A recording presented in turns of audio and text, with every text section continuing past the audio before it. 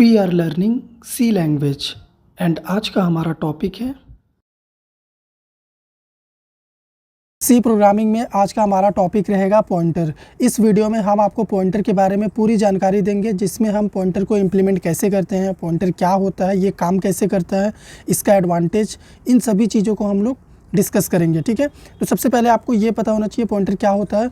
Pointer is a special type of variable that stores the memory address of another variable. ठीक है, syntax देखो यहाँ पे pointer बनाने का सिंटैक्स क्या होता है। आपको डेटा टाइप लिखना है, किस टाइप का आप पॉइंटर बनाना चाहते हैं। उसके बाद वैल्यू एट एड्रेस ऑपरेटर यानी स्टार आपको यूज़ करना है और वेरिएबल का नेम बनाना है। तो इस तरीके से हम लोग क्या करते हैं, पॉइंटर को डिक्लेयर करते हैं। ओके, तो पॉइंटर में हम लोग दो ऑपरेटर का यूज़ करेंगे। एक होता है स्टार, जिसको वैल्यू एट एड्रेस ऑपरेटर बोलते हैं, और एक होता है हमारा एम्परसेंट, जो कि हमारा एड्रेस ऑफ ऑपरेटर होता है। ये एड्रेस को पॉइंट करता है और ये एड्रेस की वैल्यू को पॉइंट करेगा। ठीक है, तो यहाँ पे नोट में आपको याद क्या रखना है, it allow us to indirectly access and manipulate the data at that address. इसका क्या मतलब है अभी हम समझेंगे। तो एग्जांपल में देखो, मैंने डेफिनेशन में क्या बोला था, पॉइंटर एक स्पेशल टाइप का वेरिएबल होता है। तो देखो जैसे ए एक वेरिएबल है, पॉइंटर भी एक वेरिएबल है, लेकिन ये स्पेशल क्यों होता है, क्योंकि ये दूसरे वेरिएबल के एड्रेस को होल्ड करता है। देखो होल्ड किया हुआ है। ओके, और यहाँ पे मैंने क्या बोला, हम लोग पॉइंटर के थ्रू किसी भी वेरिएबल के डेटा को एक्सेस कर सकते हैं और उसको मैनिपुलेट भी कर सकते हैं। तो यहाँ पे देखो, अगर हमारे पास कोई पॉइंटर है, वो किसी भी वेरिएबल का एड्रेस होल्ड किया हुआ है, तो पॉइंटर का जो मेमोरी होता है पॉइंटर वेरिएबल का, वो रैम में बनता है। और पॉइंटर की खासियत होती है वेरिएबल के एड्रेस को होल्ड करता है। तो ये हो गया हमारा मेमोरी ब्लॉक का एड्रेस।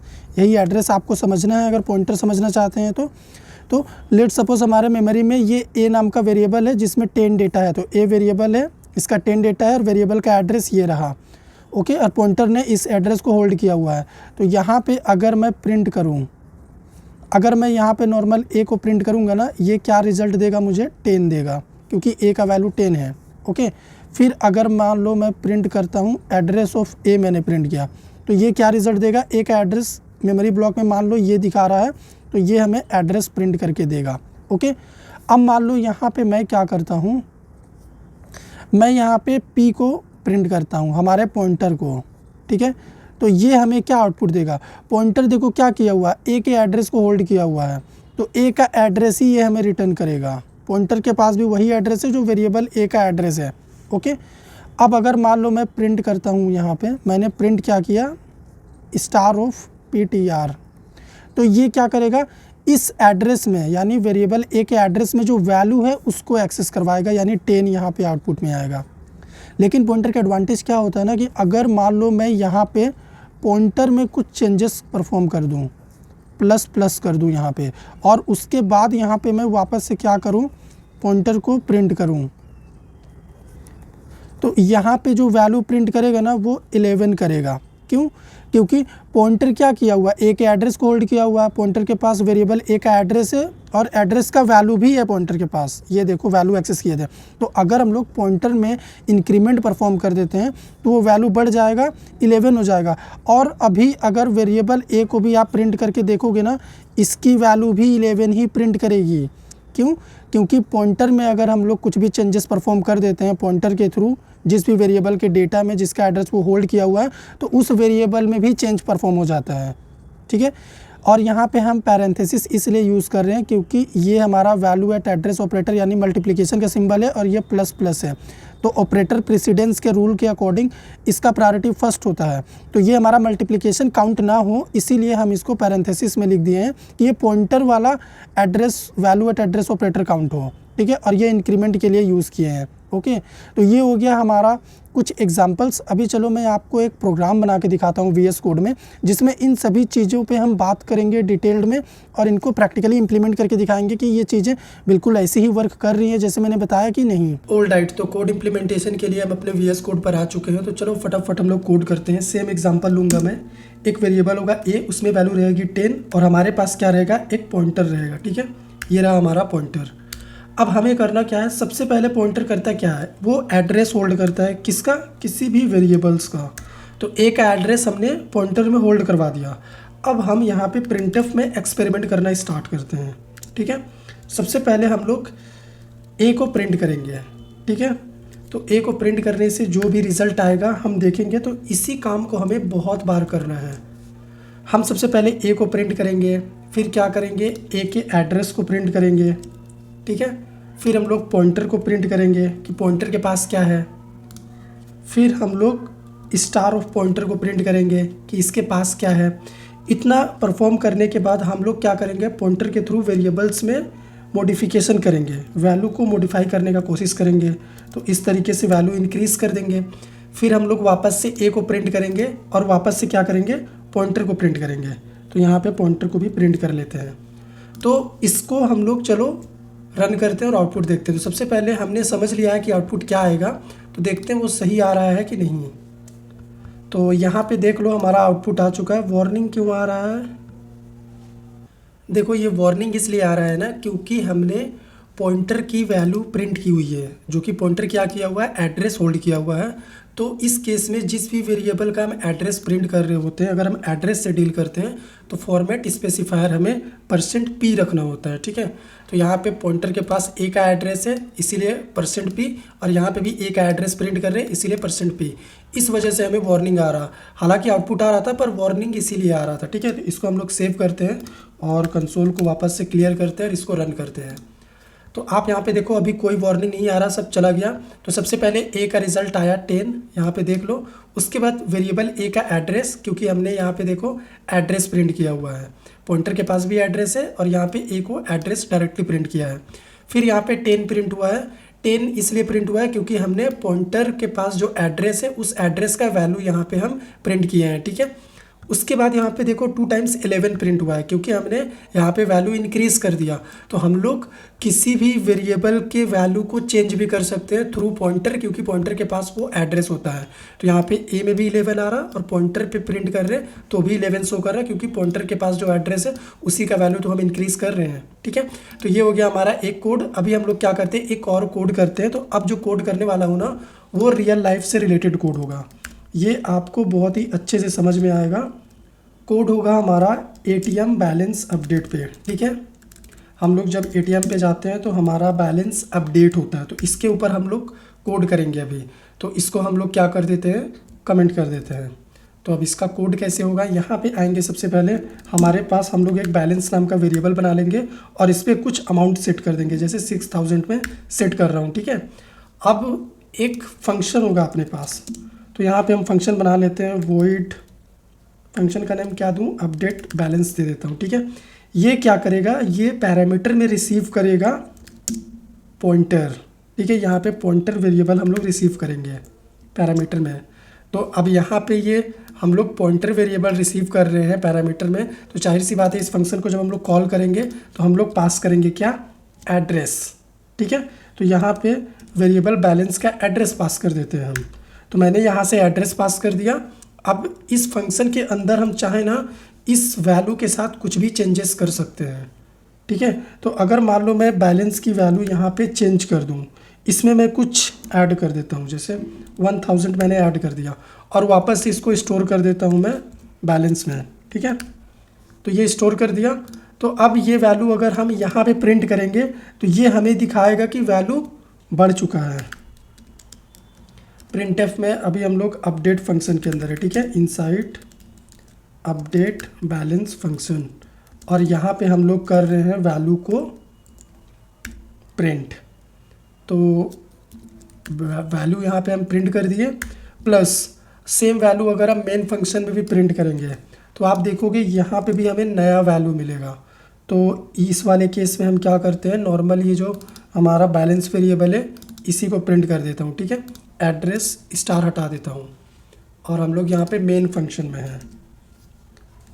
/n इसमें मैं लगा देता हूँ न्यू लाइन के लिए। चलो इस कोड को रन करते हैं। तो यहाँ पे देखो इनसाइड अपडेट बैलेंस 7000 और इनसाइड मेन में भी 7000 आ रहा।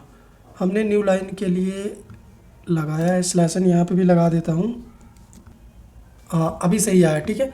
आप यहाँ पे देखो फंक्शन में भी हमें नया वैल्यू मिल रहा है, मेन फंक्शन में भी नया वैल्यू मिल रहा है। ये होता है पावर ऑफ पॉइंटर, क्योंकि हमने वेरिएबल का एड्रेस पास कर दिया। तो अब पॉइंटर के पास वेरिएबल का एड्रेस है, तो जो भी उस वैल्यू में हम चेंजेस कर देंगे वो तो यहाँ रहेगा ही फंक्शन के अंदर। साथ ही साथ एड्रेस पास कर देने का मतलब हम लोग ओरिजिनल लोकेशन पे डील कर रहे हैं। तो ओरिजिनल लोकेशन का जो एड्रेस भेजा यहाँ पे मैंने, उस एड्रेस पे कुछ भी चेंज कर दिया तो वो यहाँ पे भी चेंज दिखा रहा है, ठीक है। तो इसीलिए पॉइंटर यूज़ होता है कि हम लोग कभी भी किसी भी डेटा को मैनिपुलेट कर सकते हैं थ्रू पॉइंटर। अभी चलो पॉइंटर का यूज़ केस देख लेते हैं, उसके बाद एक और हम लोग उस यूज़ केस के बेसिस पे डायनेमिक मेमोरी एलोकेशन का कोड करेंगे। अभी आप देख लो पॉइंटर का यूज़ केस क्या होता है, यानी एडवांटेज क्या होता है, क्यों इसको इस्तेमाल करते हैं हम लोग। सबसे पहला होता है डायनेमिक मेमोरी एलोकेशन। आपको भी पता है पॉइंटर के साथ कैलोक और मैलोक टाइप के फंक्शन आते हैं, जिनके थ्रू हम लोग क्या कर सकते हैं, रन टाइम में मेमोरी को मैनेज कर सकते हैं, डेटा के साथ मैनिपुलेशन परफॉर्म कर सकते हैं। आपको भी पता है पॉइंटर का जो मेमोरी बनता है वो बनता है रैम में, जैसे कि मैंने इस एग्जांपल में बताया, ठीक है। रैम मेमोरी कब ऑक्यूपाई होता है किसी भी डेटा स्ट्रक्चर के लिए या फिर किसी भी वेरिएबल या डेटा के लिए, जब वो रन टाइम में कुछ एग्जीक्यूशन परफॉर्म करते हैं तब रैम मेमोरी में स्पेस उसको मिलता है। तो पॉइंटर को स्पेस रैम में ही मिलता है। तो अगर रन टाइम में कुछ भी मेमोरी के साथ और डेटा के साथ परफॉर्मेंस करना है आपको, तो आपको पॉइंटर इस्तेमाल करना पड़ेगा। इसके पास कैलोक मैलोक फंक्शन होते हैं जो कि डीएसए में हम देखते हैं। सेकंड पॉइंट हो गया एक्सेस एरे एलिमेंट्स एफिशिएंटली। आपको भी पता है एरे में मल्टीपल्स एलिमेंट होते हैं सेम टाइप के, और उन सभी एलिमेंट्स के अलग अलग एड्रेस होते हैं। तो उन सभी को अगर एक्सेस करना है या उनके साथ कुछ भी मैनिपुलेशन परफॉर्म करना है, चेंजेस परफॉर्म करना है, तो हम लोग क्या कर सकते हैं, पॉइंटर इस्तेमाल करेंगे। और हम लोग एफिशिएंटली ये काम कर सकते हैं क्योंकि पॉइंटर के थ्रू हम लोग डेटा को ईजिली एक्सेस कर सकते हैं, बहुत ही फास्ट एक्सेस होता है। Okay, we can change the variable value inside function using call by address. इसमें एक और एडवांटेज क्या होता है पॉइंटर में, कि अगर किसी फंक्शन के अंदर हम लोग कोई डेटा में चेंजेस परफॉर्म कर दें, ठीक है, जो कि कॉल बाय एड्रेस वाले कॉन्सेप्ट में मैंने आपको बताया था कि जब हम फंक्शन के अंदर कुछ भी चेंजेस परफॉर्म कर देते हैं डेटा में, तो वो पूरे प्रोग्राम में चेंज हो जाता है, ठीक है। और लास्ट एग्जांपल है हमारा यूज़ केस है डेटा स्ट्रक्चर। अगर कॉम्प्लेक्स डेटा स्ट्रक्चर जैसे लिंक लिस्ट हो गया, ठीक है, ट्री हो गया, ग्राफ हो गया, ये सारे कॉम्प्लेक्स डेटा स्ट्रक्चर है, अगर इनके साथ वर्क करना है तो पॉइंटर का इस्तेमाल होता है। बिना पॉइंटर के हम लोग इनके साथ वर्क कर ही नहीं सकते, क्योंकि वहाँ पे एड्रेस का और डायनेमिक मेमोरी का कॉन्सेप्ट होता है, जो कि पॉइंटर के थ्रू ही पॉसिबल हो सकता है। तो ये कुछ यूज़ केस होते हैं पॉइंटर के। उम्मीद करते हैं आपको समझ में आया होगा। ओके, तो सबसे पहले हम क्या करते हैं, इस कोड को रिमूव करते हैं। तो अब जो हम लोग कोड करने वाले हैं वो कोड हम लोग करने वाले हैं शॉपिंग कार्ट के ऊपर। देखो, जब हम लोग शॉपिंग करते हैं तो हम लोग जितने भी आइटम्स को अपने ऐड टू कार्ट में ऐड करते हैं, उतना ही आइटम हमारे कार्ट में दिखता है, ठीक है। तो सेम काम हम लोग यहाँ पे भी करेंगे। हम जितना वैल्यू यहाँ पे इनपुट कर देंगे n में, ठीक है, उतना ही वैल्यू के लिए मेमोरी क्रिएट होगा और उतना ही वैल्यू का हम लोग प्राइस एंटर कर पाएंगे और देख पाएंगे, ठीक है। तो हमारे पास एक n नाम का वेरिएबल होगा और मैं क्या करता हूँ, एक पॉइंटर वेरिएबल बना लेता हूँ प्राइस, ठीक है। तो इस कोड को जैसे जैसे करते जाएंगे, हम आपको समझाते जाएंगे, तो आपका डाउट बहुत ही अच्छे से क्लियर होगा। सबसे पहले हम क्या करेंगे, यूज़र से पूछेंगे कि आप कितना नंबर ऑफ़ आइटम्स अपने कार्ट में ऐड करना चाहते हो, ठीक है। एंटर नंबर ऑफ़ आइटम्स, आप हमें बता दो बस, ठीक है। तो स्कैनअप फंक्शन से क्या करेंगे, उसकी वैल्यू हम लोग इनपुट कर लेंगे। तो %d एड्रेस ऑफ n। अब मान लो यूज़र को 3 आइटम्स ऐड करना है अपने कार्ट में, तो वो क्या करेगा, n का वैल्यू 3 रखेगा। जैसे ही n का वैल्यू 3 रखेगा, n का टाइप क्या है, इंटीजर। तो हम चाहते हैं कि इंट का 4 बाइट्स का 3 मेमोरी ब्लॉक क्रिएट हो जाए, ताकि उन 3 मेमोरी ब्लॉक्स में हमें पता चले कि हमने 3 आइटम्स ऐड किया हुआ है, तो उनका प्राइस हम लोग सेट कर पाए, ठीक है, सिंपल। तो यहाँ पे हम एक फॉर लूप यूज़ करेंगे, ठीक है, क्योंकि हमें मल्टीपल वैल्यूज़ इनपुट करना है। तो इस प्राइस का हम लोग एरे बनाएंगे यहाँ पे, ठीक है। तो ये अपना फॉर लूप रहेगा, इसको हम लोग बाद में यूज़ में लेंगे। उससे पहले हम लोग क्या करते हैं, डायनेमिक मेमोरी क्रिएट कर लेते हैं। तो डायनेमिक मेमोरी क्रिएट करने के लिए हमारे पास फंक्शन होता है मैलोक, ठीक है। तो अब ये मैलोक फंक्शन एक लाइब्रेरी में इंक्लूडेड है। तो सबसे पहले तो हमें क्या करना पड़ेगा, उस लाइब्रेरी को अपने कोड में ऐड करना पड़ेगा, stdlib.h। अब हमें यहाँ पे पास करना पड़ेगा अपना नंबर ऑफ़ आइटम्स, कि कितने आइटम्स के लिए आप मेमोरी क्रिएट करना चाहते हो रन टाइम में। और यहाँ पे हम यूज़ करेंगे साइज ऑफ और इंट पास कर देंगे। मतलब हम ये बोलना चाहते हैं कि 12 बाइट्स का मेमोरी क्रिएट करो जब हम कोड को रन करें। 12 बाइट्स क्यों, क्योंकि हमने n का वैल्यू 3 रखा है, तो इंट का साइज होता है 4 बाइट्स, तो 3 × 4 12 बाइट्स।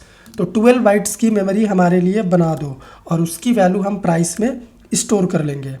ठीक है, अब हमारे पास 3 आइटम्स इनपुट करने का ये है, मेमोरी क्रिएट हो चुका है। तो अब वो 3 आइटम्स हम लोग अपने एरे के थ्रू इनपुट करवाएंगे। तो यहाँ पे क्या करेंगे, हमारे पास एक वेरिएबल होगा, 0 से स्टार्ट करेंगे। एज वी नो एरे हमारा 0 से स्टार्ट होता है, i++ कर देंगे और इस लूप के अंदर आएंगे और सबसे पहले प्रिंटफ में एक प्रॉम्प्ट सेट करेंगे, एंटर प्राइस फॉर आइटम्स। हमें क्या करना है, आइटम्स के लिए प्राइस सेट करना है। तो यहाँ पे हम i+1 करेंगे। i+1 मैं यहाँ पे क्यों कर रहा हूँ, ताकि जब हम फर्स्ट वैल्यू इनपुट कर रहे हो, फर्स्ट आइटम का प्राइस इनपुट कर रहे हो तो उसका इंडेक्स हमें 1 दिखाए। अगर आप चाहते हो 0 दिखाए तो आप बस i रख लो, ठीक है, आपके ऊपर है। तो यहाँ पे मैं i+1 रख रहा हूँ क्योंकि फर्स्ट इंडेक्स का मैं इंडेक्स नंबर 1 चाहता हूँ और ये 0 से मैंने स्टार्ट किया है। ओके, तो स्कैनअप फंक्शन में आएंगे और इनपुट ले लेंगे। तो %d और यहाँ पे एड्रेस ऑफ क्या करना है, हमें प्राइस में वैल्यू डालना है। तो इस तरीके से हमने क्या किया, वैल्यू इनपुट कर लिया। अब हमने जिस तरीके से वैल्यू इनपुट किया, अगर हमें प्रिंट भी करना हुआ तो सेम तरीका होगा प्रिंट करने का। बस यहाँ पे प्रिंटिंग के टाइम पे प्रिंटफ फंक्शन होगा और ये एड्रेस हम लोग रिमूव कर देंगे। इस प्रिंटफ का प्रिंटिंग के टाइम पे कोई काम नहीं होगा। हाँ, हम लोग अपने अंडरस्टैंडिंग पर्पस के लिए क्या कर सकते हैं, इस प्रिंटफ को यहाँ पे एज अ मैसेज के तौर पे यूज़ कर सकते हैं। ठीक है, यहाँ पे बोल सकते हैं entered price for items. Okay, और यहाँ पे स्पेस क्रिएट कर देंगे ताकि वैल्यू स्पेस पे प्रिंट हो। तो चलो इसको रन करते हैं। तो जैसे ही हमने कोड रन किया, एंटर नंबर ऑफ आइटम्स, तो मान लो मुझे 3 आइटम्स अपने कार्ट में ऐड करना है। तो फर्स्ट आइटम का प्राइस पूछ रहा है, तो मैं यहाँ पे डाल देता हूँ प्राइस। सेकेंड आइटम का प्राइस डाल देता हूँ। तो यहाँ पे हमने 2 आइटम्स डाले और दोनों का प्राइस प्रिंट हो गया। हमने वैल्यू 3 डाली थी और आइटम्स हम 2 डाल पा रहे हैं। क्यों? क्योंकि हमने यहाँ पे ना लूप n तक चलाना था, हम 2 तक चला रहे हैं। हम n का वैल्यू 3 इनपुट कर रहे हैं, तो 0 1 2 3 वैल्यू चाहिए हमें। ठीक है, तो इसको वापस से हम लोग रन करते हैं और चेक करते हैं। तो हम लोग नंबर ऑफ़ आइटम्स कर देते हैं अभी 4। तो यहाँ पे 4 आइटम्स, हम लोग 4 आइटम्स का प्राइस सेट कर पाएंगे। तो आप यहाँ पे देखो, हमने 4 आइटम्स का प्राइस सेट किया और वो 4 आइटम्स का प्राइस प्रिंट हो गया।